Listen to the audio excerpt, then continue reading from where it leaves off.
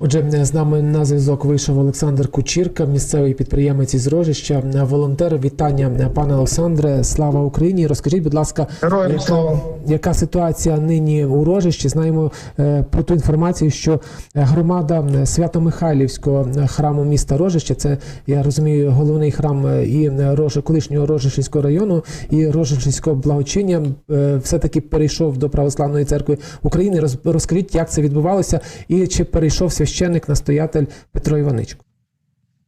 Ну, священник відмовився навіть зустрічатися. Він проігнорував збори громади, до нас не вийшов, і ми не знаємо, де він дівся. До нього неодноразово дзвонили, він трубки не брав. Громада зібралося багато людей. За перехід проголосувало 885 людей.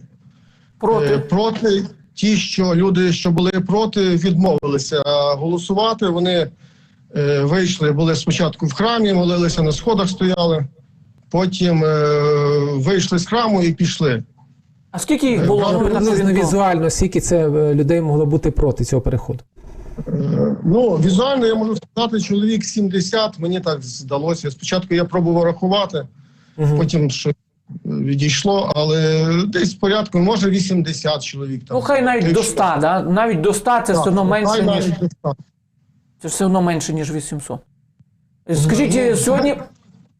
Значно менше.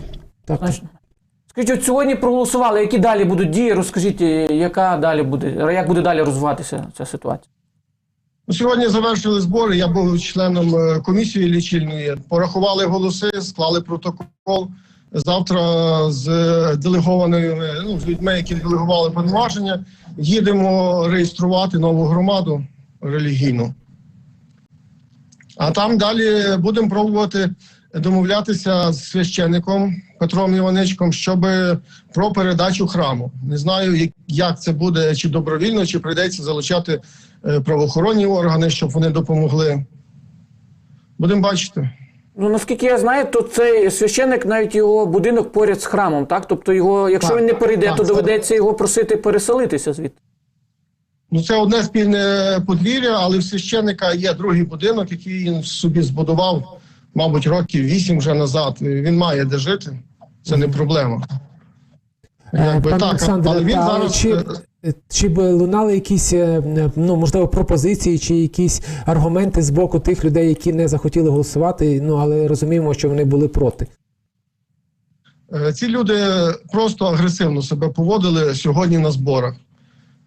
Я не скажу, що вони там лізли на конфлікт, але спілкуватися з нами не хотіли. А що на даний момент із храмом? Чи він опечатаний, в кого залишаються ключі, чи відомо про це? Ключі залишаються в священника, в Петра Івановича. Його не знайшли, більше нам ніхто передавати ключі не захотів. Опечатувати теж сказали, що опечатувати ми наразі не маємо права, поки храм не перейде у власність нової громади. Тому будемо працювати в законному руслі. А скажіть, а сьогодні там служба відбувалася в цьому храмі?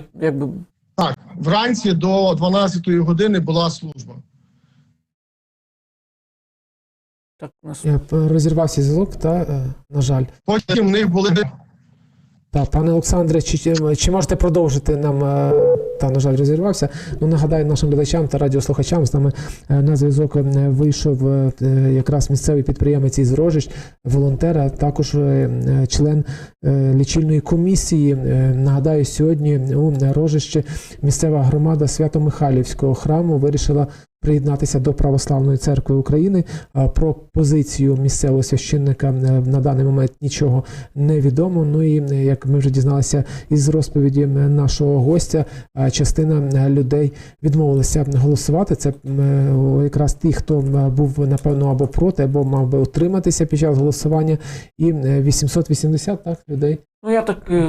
Точно не почув. Все-таки проголосували за перехід цього храму. Головне, що більше 800. Це вже багато. Це 90, можна сказати. Близько 100 тільки. 90% проти 10, тут просто очевидно.